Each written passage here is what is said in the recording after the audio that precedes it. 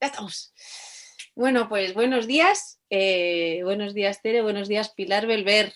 Tenemos con nosotras a Pilar Belver, que es escritora, referente lésbica de nuestra comunidad.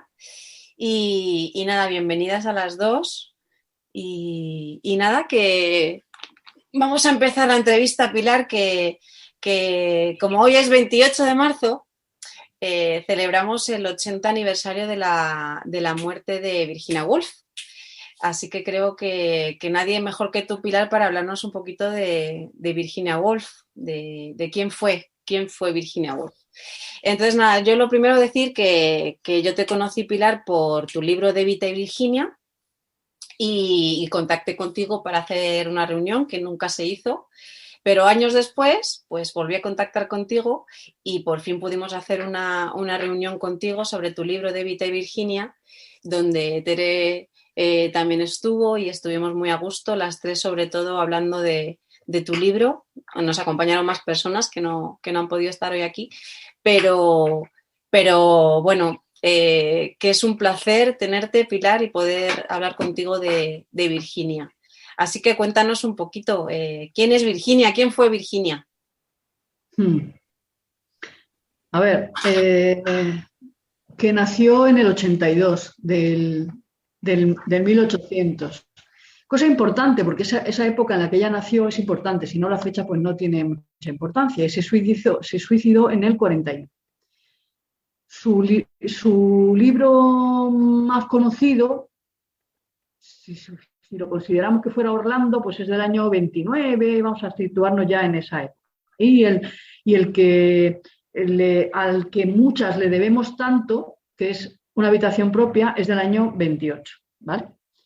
Ese libro además es muy raro porque es la recopilación que hizo ella de unas conferencias que dio a mujeres trabajadoras a las que les explicaba lo que en el libro viene. O sea que es un ensayo probadamente fácil de comprender. Digo esto porque como Virginia tiene fama de ser un poco liosa, pues que sus ensayos como persona inteligente, como persona muy inteligente que fue, sus ensayos, cuanto más complicados, más fáciles son de leer, porque la literatura tiene escalas, que digo yo, tiene sus escalas. Entonces, si vas a hacer una escala al piano ahí muy complicada, pues no la vas a dejar para el ensayo. Eso déjalo para las novelas, que son una cosa muy tuya, pero en el ensayo, por favor, sé clara.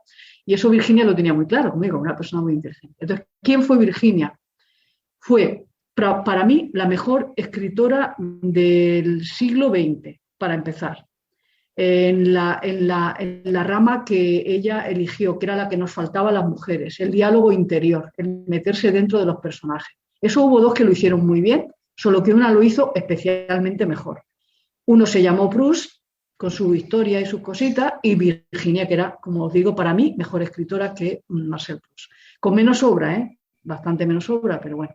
Así que, por un lado, al menos una de las mejores escritoras y escritores, digo, del siglo XX, de esa parte del siglo XX. Eso sin ninguna duda, es que no estaríamos aquí hablando de ella como feminista solo, porque las feministas han sido borradas por ley casi de la historia, ¿no? Y además fue una mujer extraordinariamente volcada con las luchas de su momento, y esa lucha de su momento era el nacimiento del movimiento feminista, con las sufragistas y con toda aquella ola de gente en Inglaterra. Se sabe poco de ella en el otro aspecto, que era muy de izquierdas, por ejemplo. Ella, Leonard también, formaron parte del embrión de lo que fue el Partido Socialista, más Leonard como militante que ella, pero formaron parte del nacimiento del Partido Socialista, que nada tiene que ver con los partidos socialistas europeos, eran socialistas, es decir, más rojos, para entendernos, de lo que son estos que hay aquí ahora. Entonces, abrazó todas esas luchas, también abrazó, porque le tocó una guerra y media, porque media guerra de la segunda también la vivió, ya que se suicidó en el 41, le tocó vivir la guerra, por tanto también era pacifista, no en el sentido que lo podemos entender algunas hoy en general, sino contra la guerra, era antiguerra, y además fueron militantes también de esa antiguerra. ¿Qué os puedo contar? Uno de los personajes, para mí, personalmente más importantes de mi vida también, porque cuando yo la admiraba como escritora, un buen día leyendo otro libro de El hijo de Evita, pues me entero que era lesbiana y dije, no me lo podía creer, lo tuve que leer como 7 veces para poder, digo, pues no puede ser que tengamos esta suerte, esta mujer tan especial, tan escritorísima, que yo como escritora, como os digo, adoraba, y eso que no sé inglés como para leerla ni de coña, solamente la podía leer en castellano, pero en cualquier lengua las personas que tienen algo que decir lo dicen, así que ella lo decía y lo decía muy bien. Y encima me entero que es lesbiana, pues ¿qué quieres que te diga? Yo feliz, a partir de ahí empecé a investigar, a leer cosas sobre su, no solo toda su obra, sino lo que se iba publicando sobre su vida, y así mejor no se me ocurre otra manera de presentarla, un poco larga, pero eso cuando dices quién fue Virginia Woolf, claro, es para las demás, para el movimiento y para mí. Bueno, como ves, de vez en cuando hay movimiento por aquí. Hoy he recordado que sería interesante quizá que nos volvieras a refrescar aquel día, cuando tuvimos la reunión hace unos días, nos hablabas, nos enumerabas todos los temas que Virginia tocó en su obra de forma muy precursora, digamos. Cómo incluyó en su obra temas que están muy candentes hoy en nuestra vida actual. Eso sería larguísimo. Hay, como ha sido tan estudiada, sobre todo a partir de los años 70, que fue el redescubrimiento de Virginia Woolf, tienes a grandes maestras que lo van a explicar mejor que yo. Pero por hacer un repaso, así como por encima, Virginia se da cuenta que la voz de las mujeres solo es la voz interior, porque la voz exterior no existe. Se da cuenta de que toda la literatura es, para entendernos, a ver, lo voy a simplificar mucho, luego no me echéis las cabras, épica, digamos, es una literatura épica. En el final del 19 y principios del 20 empieza la cámara de la literatura a volcarse por dentro de las personas. Pero es que da la casualidad de que ese por dentro de las personas es sobre todo femenino, porque nosotras el por fuera lo hemos tenido poquísimo. Entonces Virginia lo ve. Virginia sabía griego muy bien, le costó mucho aprenderlo porque se empeñó y era una magnífica conocedora de la cultura griega, eso entre paréntesis. Así que conocía todas las tragedias, toda la tradición literaria. Y yo creo que en algún momento ya se da cuenta de que falta la voz, evidente, falta la voz de las mujeres, que es la voz de dentro, como os digo, porque por un montón de razones no era la voz de fuera. Ella admira a las que empiezan a hacer un poco eso, que son las escritoras inglesas de finales del 19, la Austen y todas estas, ¿no? Las Bronte. Ella se da cuenta de que ese es el camino a seguir y lo sigue. Y así nos descubre una gran parte del feminismo, hasta aunque no hubiera querido, lo descubre.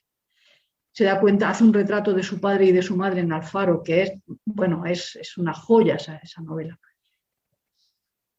Porque ella se llevaba muy bien con su padre, pero su madre murió cuando ya tenía 15 años. Entonces la parte de las mujeres de la madre no la conoce y la reelabora ahí. Es muy bonito lo que hace. Nos da la voz de las mujeres a meterse por dentro. Eso la lleva incluso a contar en una parte de la señora Dalloway, una cosa también poco conocida, aunque yo lo digo en la novela, describe el primer orgasmo de una mujer. Ella, Virginia, lo escribe en la señora Dalloway. Además que es que lo está leyendo y dice, uy, va de esto. Se habían escrito muchas cosas, pero es la primera descripción de un orgasmo femenino escrito, además por una mujer, por la única que lo podría contar, que sería una mujer, escritora, lo hace ella. Cosas que dice, bueno, ahí están, ¿no? Y mil otras historias que se me escapan. Por ejemplo, si queréis hablar de lo queer, imagínate, es infinito. Se inventa un personaje que es hombre y mujer durante 300 años y cambia. Y ve la vida desde una parte y desde la otra. O sea, que nos está dando lo que luego hemos estado elaborando 50 y 60 años después. Nos da incluso la palabra queer, rara, porque ella se define a sí misma como queer, como rara. Ella no sabe, dice, yo es que soy rarita, pues eso, rarita en inglés. Pero da la casualidad que eso en inglés es queer, así que nos da incluso la palabra queer. Nos da una forma de entender las relaciones de pareja nueva a través de su diario y a través de su experiencia. Rompe con el matrimonio tradicional. Ella se casa con Leonard para no tener relaciones sexuales y se lo dice, habla con él.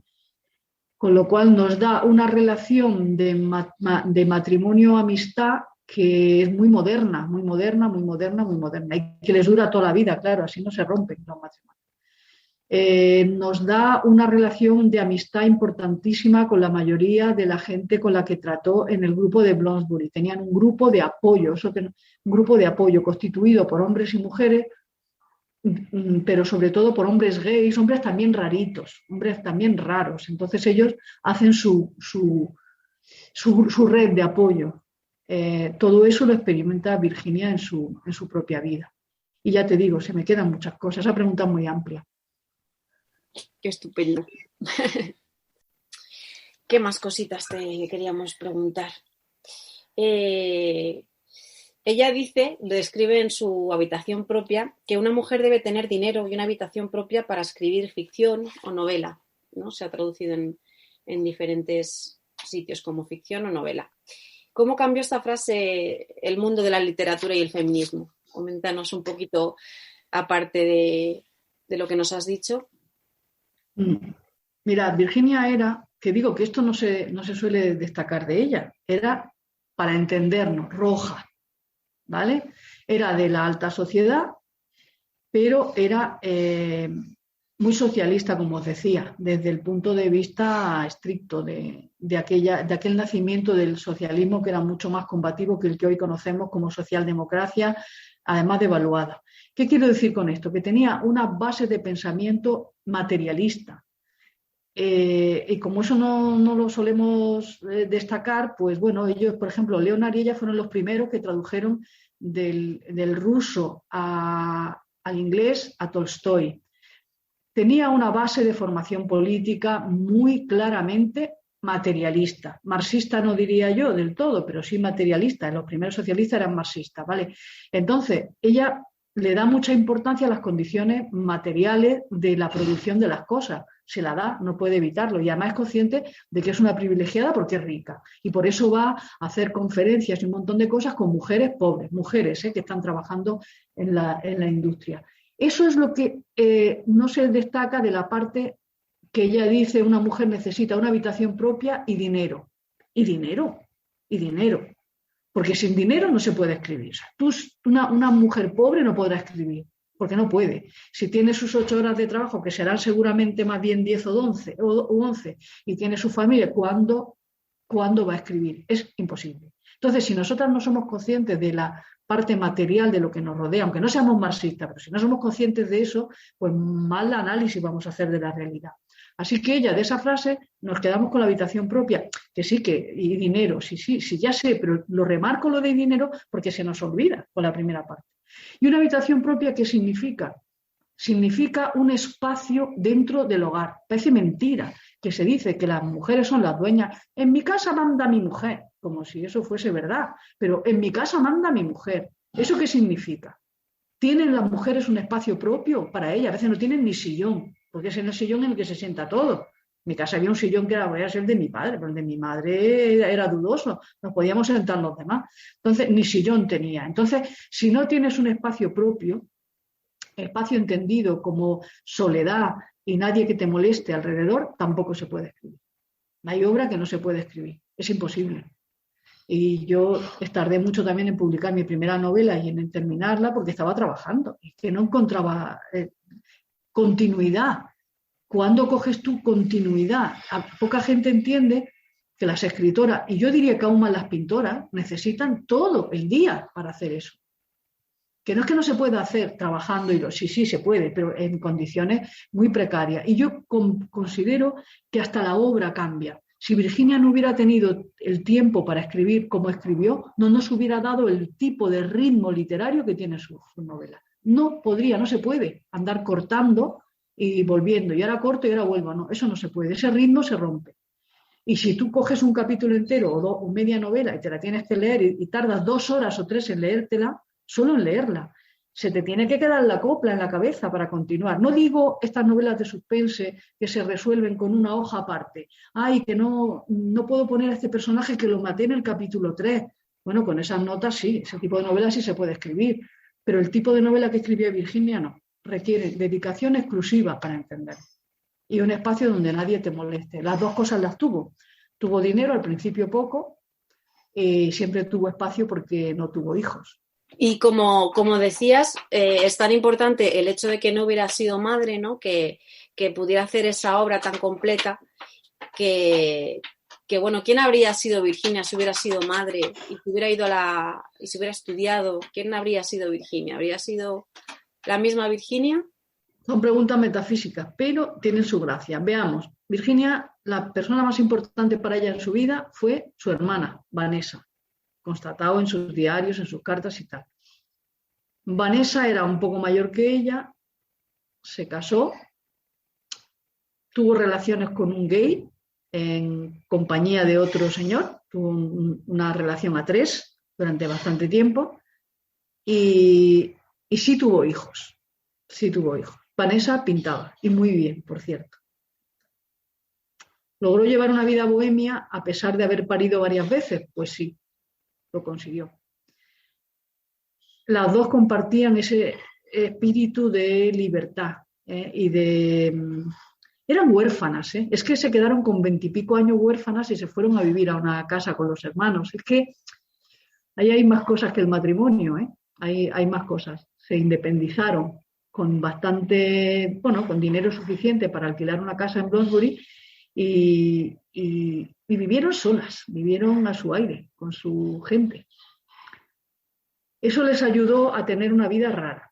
Yo creo que si hubiera tenido hijos, que a ella le hubiera gustado, en algún momento lo dijo, pero los médicos no se lo aconsejaban, fue también muy madre de sus sobrinos. Porque se nos olvida que la madre no solamente es la que pare. Eso lo están poniendo ahora muy... lo están sacando a debate las feministas con buen criterio. Las que no somos madres también. Porque de alguna forma intervenimos, más o menos, según, en la crianza de las criaturas. Y Virginia pasaba mucho tiempo con su hermana y con su sobrino. Tiempo, o sea, bastante tiempo. Y adoraba también, y la adoraban a ella, los hijos de Vita. Cuando iba a ver a Vita se pasaba con ellos un montón de tiempo. O sea, que era tiempo real, tiempo de verdad. Hoy a lo mejor una mujer que trabaja fuera dedica a sus hijos X horas al día. Virginia dedicaba muchas horas a los niños, digamos, aunque no fueran de su sangre. Yo creo que hubiera sido la misma Virginia, sí, probablemente. Igual que lo fue Vita también. Que es que también cuando eres rica tienes más posibilidades de hacer cosas. Y Vita lo fue, tuvo sus 2 hijos y, bueno, sí, vivió su vida feliz y tal. Sí, yo creo que las ricas sí pueden tener hijos y llevar una vida rarita. Sí, sí pueden. Las pobres lo veo más complicado. Yo quería que habláramos, Pilar, sobre la salud mental de Virginia, que es un tema central en su vida. De hecho, se suicidó finalmente. Ella era considerada por su entorno como una persona frágil, se temía porque consideraban que entraba en recaídas con mucha facilidad, entonces la tenían como entre algodones, como una burbuja. Sí. A mí me gustaría saber tu opinión sobre cómo influyó en ella el heteropatriarcado en su salud mental, no ya la base fisiológica que la tendría en su enfermedad, sino cómo es lo que ocurrió en su vida, en su infancia, los maltratos que sufrió, el hecho de ser mujer y el hecho de ser mujer diversa, cómo influyeron en su salud mental. Ya. A ver, ella tiene varios intentos de suicidio, de modo que la base, y además desde joven, de 15, 20 años, digo, intento de suicidio que no tuvo su hermana, aunque las dos abusaron de ella, sus hermanos, físicamente. El abuso lo sufrieron Virginia y también Vanessa. Y Vanessa no reaccionó igual. Claro, es que ante las agresiones exteriores no todas somos iguales, es verdad. Entonces, cuando la reacción ante una agresión exterior es muy grande, solemos tender a llamarle a eso de alguna manera enfermedad, o sea, algo que te ha marcado demasiado. Yo estoy por pensar que Virginia sí era bipolar, a lo mejor, que tenía algún problema claramente, que hoy se lo podríamos haber diagnosticado. y me siento incapaz de analizar hasta qué punto influyó lo exterior a ella. Los abusos sexuales, seguro que sí. Ahí podríamos buscar una fuente más clara, porque eran muy pequeñas y eran sus propios hermanos, los Dudsworth, los dos, los que abusaban de ella. Entonces, yo sí iría ahí. Yo creo que ahí está la base más importante, porque se llevaba bien con su padre le puso a su disposición toda la biblioteca, sabiendo que no podía ir a la universidad y sabiendo el padre que era la más lista de sus hijos con diferencia, y a los niños sí los mandaban a Cambridge, pero a ella no se podía. Entonces, sí, tuvo el apoyo de su padre, de alguna forma, que le duró bastante porque murió cuando ella tenía 21, me parece, 20, 21 años, una cosa así, le duró. Murió su madre, pero tuvo a su hermana Julia ayudándola y cuidándola. También tuvo a su hermana mayor Vanessa cuidándola y ayudándola. O sea que una parte de fragilidad, eso sí, sí que debió de desarrollar. A mí no me cabe la menor duda. No podemos identificar todos los cuadros de enfermedades mentales con el heteropatriarcado, pero una inmensa parte sí, evidentemente, eso sí lo sabemos. ¿Cómo se deslinda? No sé. Tampoco sé si tiene mucha importancia, fíjate, porque incluso aunque ella hubiera sido más poderosa, hubiera podido enfrentarse mejor a la agresión, como le pasó a su hermana, eso no quita de en medio la agresión. No la quita. O sea, no debemos medir la maldad del golpe por la repercusión que tiene en la víctima, porque nos equivocaríamos. Cantidad de mujeres que han sido violadas y abusadas, evidentemente que reaccionan de distinta manera. Es tan horroroso, es tan horrorosa la agresión en sí misma que no hace falta que miremos cómo repercute en la víctima. Yo creo que eso es un error. No, porque si tú por alguna razón eres más fuerte, insisto, el violador no deja de ser un monstruo. Y eso es lo que tenemos que tener en cuenta cuando pensamos en Virginia. Luego, aparte de eso, no era una persona frágil, eso lo sabemos. No era una persona frágil. Todos los que la rodeaban la cuidaban, sí, pero porque la querían mucho. Pero ella no se consideraba a sí misma una persona frágil. Los demás procuraban que no tuvieran, los médicos se empeñaban en que guardara cama, en que no leyera, en que no escribiera, porque todo eso la perturbaba. Yo creo que ella no era una persona frágil y ella a sí misma no se ve como tal. Yo estoy segura, segurísima que no, porque nunca pidió árnica, nunca se dedicó a decir, ay, mira lo que me pasa, no me hagas esto. Al revés, en sus cartas con Vita, ella solía decirle, oye, que puedo aguantar, que no te creas tú tan importante, vamos, que si me manda a la mierda tú también te puedo mandar a la mierda yo, O sea que, tranquila, O sea que, cuidado, Que no se le tuviera lástima, que no se le tuviera pena, que fue reivindicaciones que ella hizo. Y yo, en su obra se ve y en sus diarios que no se consideraba para nada una persona débil. No. Pero sí querría insistir sobre esta idea de, entiendo lo que dices, pero yo sigo pensando que ahí el heteropatriarcado tiene que ver, por ejemplo, también en qué manos estaba ella en cuanto a la cura de sus dolencias, que sí tendrían, porque al final es una medicina hecha por hombres y para hombres muchas veces sin tener en cuenta nuestras naturalezas, ¿no? Nuestras diferencias. Ahí se ha dado en la otra clave, aparte de los abusos de pequeña, ahí ha dado en la otra clave. ¿Con qué herramientas se enfrentan a la enfermedad de las mujeres los hombres? Pues con herramientas de potingues, ya está, no conocen otra cosa, no entienden cuál es el problema y no lo pueden solucionar, eso está claro. Y ella cayó en manos de los médicos de finales del 19, imaginaos cómo era. O sea, no le daban ninguna solución práctica, no. ¿La llenaban de drogas? Pues no parece tampoco que ella las tomase, no tenemos esa sensación, por lo menos leyendo su biografía y sus diarios. No sé, tuvo que soportar agresiones durísimas por parte de la, entre comillas, medicina de la época, seguro, segurísimo. Bueno, y que le recomendaran no leer para que no se excitase y no se enfadase, eso ya es el colmo. Cuando ella misma dijo textualmente que sus novelas eran su terapia, la única terapia que admitía como válida para ella. Escribía las novelas para curarse de sí misma. Además, tú defiendes que ella se conocía muy bien. Muy bien. Bueno, yo no he conocido, de todas las escritoras que he leído, no he conocido a ninguna que se autoconociera mejor. Se autoconocía, pero bien, bien, bien. Eso lo ves en sus novelas y lo ves en sus diarios. Lo bien que se analizaba, madre mía. Lo bien que se sabía. Por eso, por ejemplo, ella cuando le dicen, pues mira, te vamos a presentar a Vita, que es la lesbiana más no sé qué, no sé qué, igual se fija en ti, mira, que igual diríamos, o igual te tira los tejos, le decía el Cliff, el imbécil del Cliff, que era su cuñado, bueno, ese es otro personaje. Cliff Bell, su cuñado, y le dice eso y dice, pues yo con lo snob que soy no podré resistirme. Se sabía snob, sabía que le iba a influenciar el hecho de que Evita fuera noble y tuviera ese glamour, lo sabía. Se lo conocía y se reía de eso y lo barajaba. Sabía perfectamente cómo era.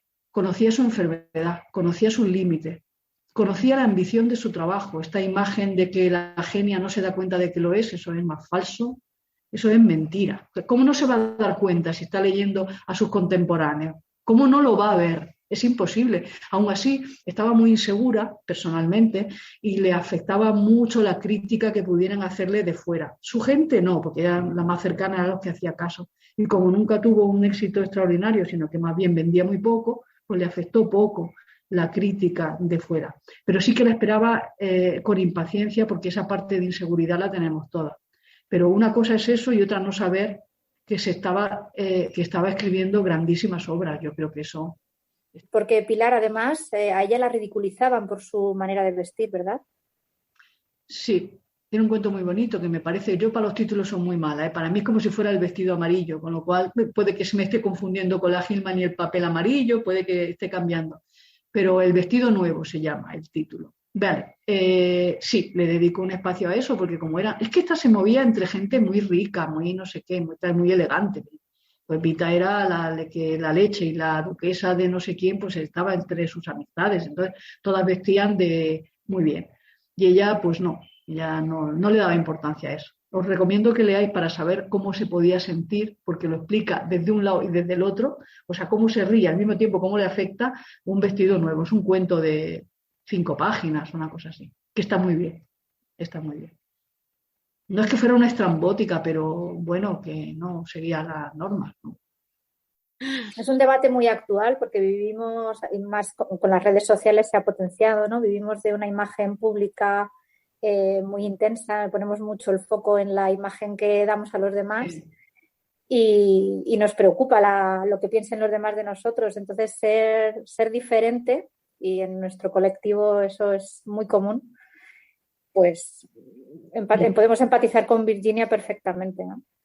Pues fíjate que tuviera ella complejo también físicamente con lo guapísima que era. Su madre era tan guapa, tan guapa, tan guapa, que es que era guapísima. O sea, que era modelo de pintores. Y Virginia, ya lo veis, la foto que tiene, esa famosa foto que tiene 20 años, guapísima era. El deterioro que luego sufrió por la enfermedad y por la delgadez y todo eso, pero ella nunca se consideró así y sin embargo era una belleza, es curioso, ¿verdad? Cosa que no era Vita, Vita era muy espectacular y muy tal, pero no era tan guapa como Virginia a esa edad. Sin embargo, ella no tenía seguridad ni siquiera ahí, siendo tan especial. Luego ella también creo que se daba cuenta de la poca relación que hay entre el aspecto físico que una tiene y lo que va por dentro. Eso cada vez nos cuesta más separarlo. En aquella época había muy pocas fotos, por eso de ella no tenemos apenas fotos. Desde luego no había el cine ni cosas de estas, no había vídeo, no había nada. Entonces la relación que había entre una escritora y su aspecto físico era ninguno. Es que, ¿qué tendrá que ver? ¿Qué tiene que ver la pinta que tenga yo ahora con lo que estoy escribiendo? Bueno, es que a mí me sigue pareciendo un debate de mucha actualidad. También lo veo desde mi perspectiva de madre o las que tenemos adolescentes cerca. Como una persona con una inteligencia como la de Virginia, con una personalidad que le permitía expresarse de forma genuina, ser ella misma. Me refiero a la vestimenta, a su ser yo misma, y a la misma vez, siendo así, tan genuina, cómo le afectaba la presión social, cómo le afectaba hasta el punto de sentirse ridícula. cuando no estaba acorde a los cánones estéticos de las personas con las que se relacionaba. Y eso creo que está muy relacionado también con la expresión de género. Ahí está. Nadie sabe cuál era el aspecto físico de Leonard, que además era flaquito y seguramente igual de desastre que ella vistiendo. O sea que seguro, pero claro, es verdad que no nos preocupa eso. A ella le preocupa. Yo creo que no tenemos ninguna de nosotras una experiencia tan clara de lo que es vivir en la alta sociedad. Eso es algo que esa presión nosotras no la hemos padecido. La padecemos como mujeres en general, en los medios de comunicación, en todo, es verdad. Pero yo creo que se elevaría eso a la potencia más alta si nos metemos en la alta sociedad. Tan clasista como ha sido siempre la alta sociedad inglesa, además.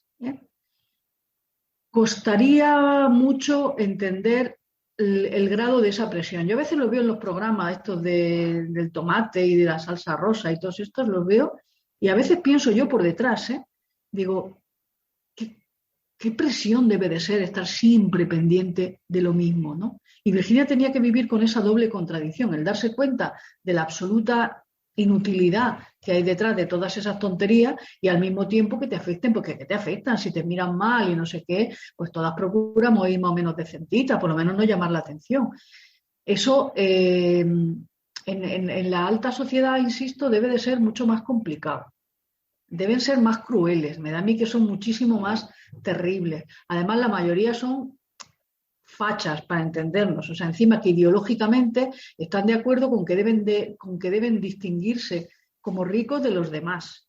O sea, ellos están convencidos de eso y lo vuelcan. No solo vuelcan el machismo, vuelcan el clasismo también.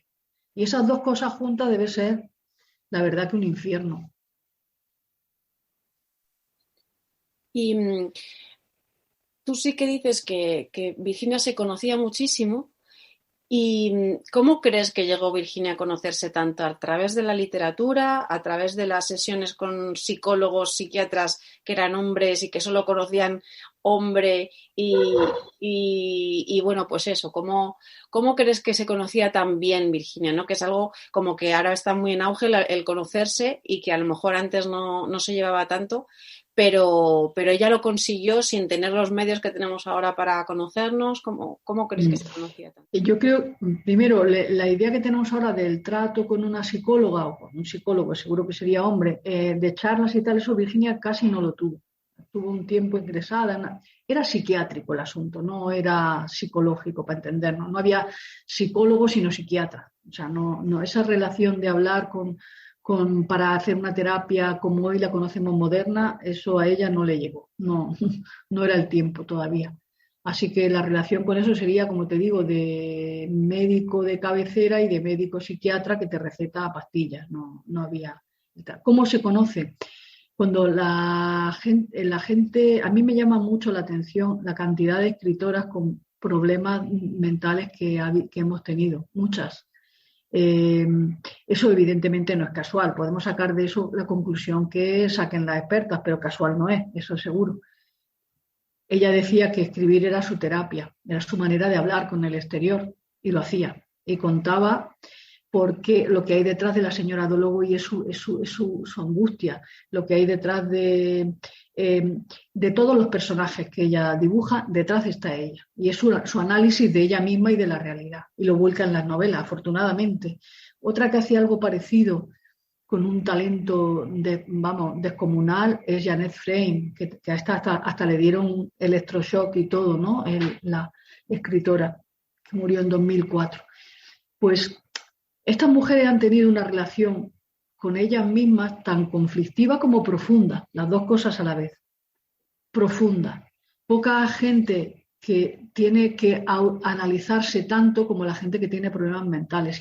Si Virginia decía que oía a los pájaros hablando en griego, comprenderás que estaba hablando de sí misma por dentro y tenía una relación, una experiencia de sí compleja que no tenemos las demás, las que no tenemos esas cosas. Quizá las demás tendemos más por eso a mirar el exterior, a criticarlo de una forma más despegada, diría yo. Esta gente que lo ha pasado tan mal, estas mujeres, nos han descubierto el interior de todas, también de las que no tenemos esos problemas mentales. porque se han visto obligadas por su propia realidad a convivir con ellas mismas durante demasiado tiempo y un tiempo conflictivo que suele ser un tiempo inteligente, de mucha inteligencia. Ella pasaba muchas horas callada, porque se supone que le dolía la cabeza, no tenía que hablar, no tenía que leer, no podía no sé qué, ya que te cita y en qué pies. No había tele, ¿eh? Y afortunadamente no había redes sociales, entonces, ¿qué va a hacer? Le daba la cabeza, le daba el coco para verse y para ver. Y se supo analizar. Y claro que encontró los problemas de las mujeres, buscándolo en sí misma y en las que la rodeaban. Es el camino, no tenemos otro que el de la observación. Por eso, de la observación de lo que somos, conseguimos entender el mundo muchas veces. Es una puerta también, la interior, para conocer lo de fuera. Y en el caso de las mujeres es, vamos, meridiana esta reflexión. Y está conectado también con una sensibilidad especial, ¿verdad? Si eres un cardo borriquero, que dirían en mi tierra, es muy difícil que algo te afecte, ni para bien ni para mal. Hay gente que pasa sin pena ni gloria. La gente que por alguna razón es especialmente sensible, ya siempre se ha dicho, es que es muy sensible, por eso sufre. Igual ahí hay una verdad grande. Aquello con lo que te dotan tiene una cara B. A Virginia la dotó el destino, como queráis llamarlo, con la poesía, con esa genialidad, y tenía la cara B también, es verdad. Sí. ¿Crees que la decisión final de suicidarse, más allá de sus conflictos internos consigo misma, tuvo que ver con la guerra, con los hechos que estaba viviendo en su momento histórico? Claro, si hubiera sido ese el único episodio de su vida, podríamos tender a darle más importancia, pero como no, que hubo varios episodios de intento de suicidio, pues digamos que ya llevaba el germen ahí. Yo creo que fue cansancio. Tened en cuenta que Virginia al final tenía 59 años cuando se suicidó. Es la misma edad que tengo yo ahora. Yo puedo tener ahora mismo, no antes, no cuando empecé a leerla, pero ahora sí puedo tener la sensación como de haber vivido, como dicen, haber vivido lo bastante. Un poco se pierde, pienso yo, el entusiasmo que da el misterio por conocer nuevas cosas. Yo, hablando de mí misma, he hecho muchísimos viajes por fuera. Ahora con el virus no podemos viajar y lo echo de menos, pero también sé que no va a haber un gran descubrimiento, como los descubrimientos que hacía viajando cuando tenía 20 o 30 años, era el mundo. Ahora ya eso no me sorprende tanto. Sé que no me voy a llevar inmensas alegrías. No tengo la sensación de que me esté perdiendo grandes cosas ya en este momento. Cuando tenía 20 años me parecía que tenía que salir corriendo de todas partes porque me estaba perdiendo la vida entera. Y parece que me faltaba tiempo para vivirla. Ahora que tengo la misma edad que Virginia, puedo entender un poco mejor su decisión. Aparte de la enfermedad que tuviera, la decisión vital de darse cuenta de que la perspectiva tampoco era tan interesante ni tan misteriosa. Es verdad que estaban cayendo bombas a su alrededor. Es verdad que pasaron hambre, Virginia y Leona, porque no había abastecimiento. Es verdad que estaban en la lista por judío Leonard, y por las obras que habían publicado a Freud, imaginaos, y a todos los rojos que había por entonces, iban derechitos a por ellos si hubiera cruzado bien el charco los nazis, ¿no? Eso lo sabían y tenían previsto cómo suicidarse, también es verdad. Primero con gasolina, resulta que no había suficiente gasolina, y luego un amigo que sí que era psiquiatra, que no sé qué, les dio barbitúricos para que se pudieran suicidar. Lo tenían previsto, si hubieran cruzado el canal Hitler, los dos se hubieran suicidado. Y no fueron los únicos que lo tenían previsto en aquella época. El Benjamin, más gente de ese medio grupo de Bloomsbury lo tenían todos previstos, sabían a quién iban y a quién no. Dice, yo no lo voy a esperar. Conocían lo que estaba ocurriendo en los campos de concentración y todo eso, es verdad. La guerra en el año 41, las perspectivas no podían ser peores para para ellos, ¿no? No podían ser peores, sabían que podían ser malas. Pero, aun teniendo todo eso en cuenta, Virginia estaba muy flaquita y estaba muy cansada. Yo creo que estaba cansada de vivir.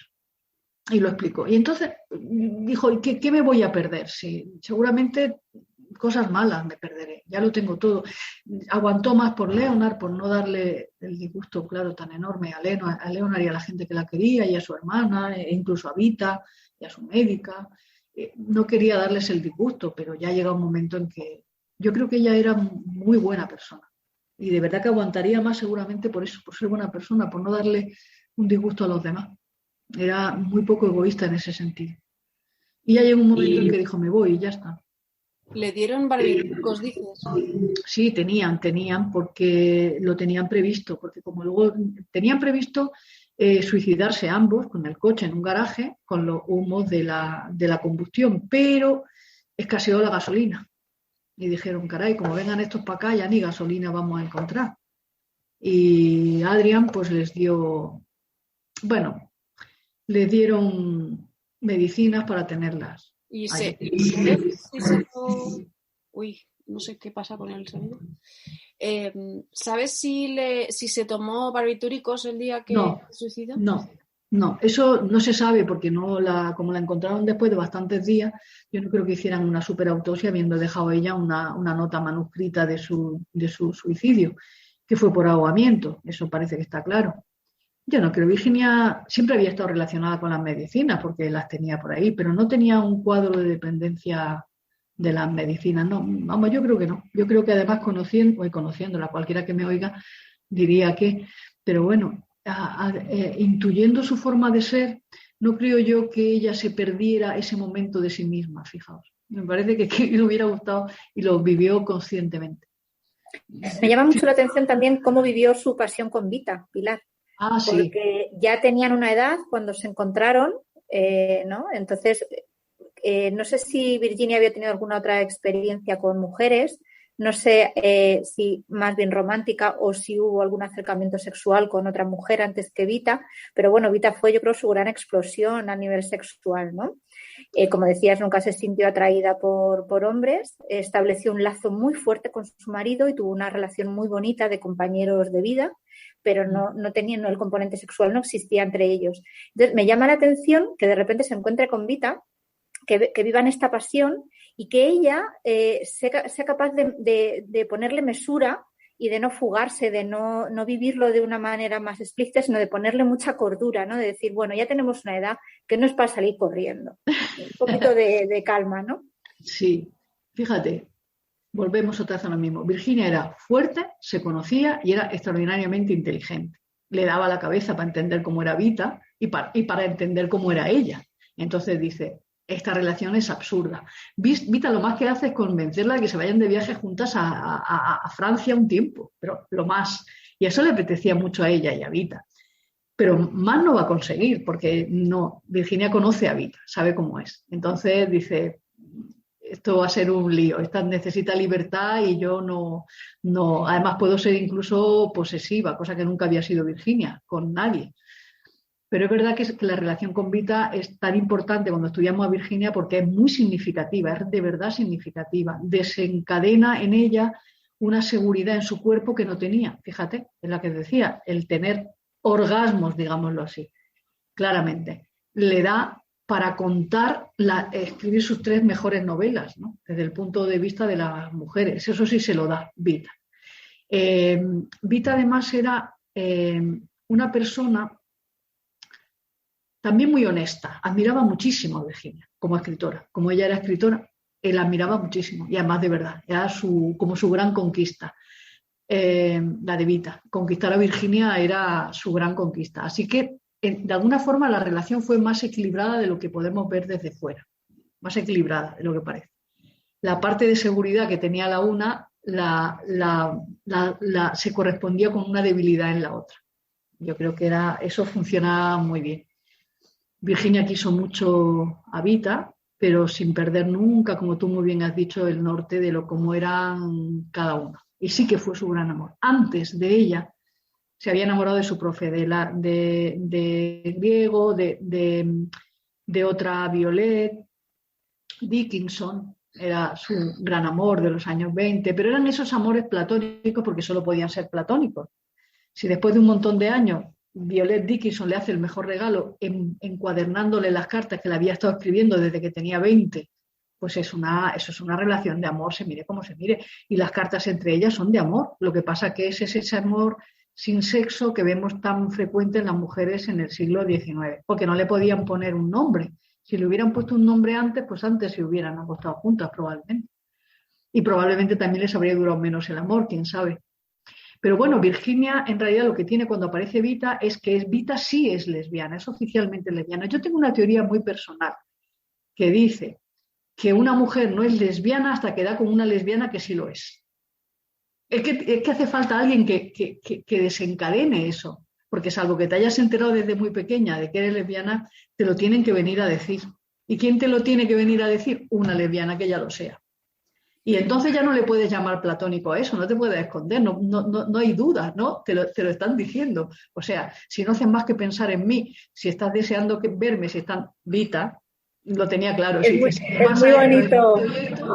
Claro, si te pasa esto y esto, Virginia, que lo que te pasa es esto otro, esto es lo que nos pasa. Entonces, pero ¿quién lo pone así de claro? Vita.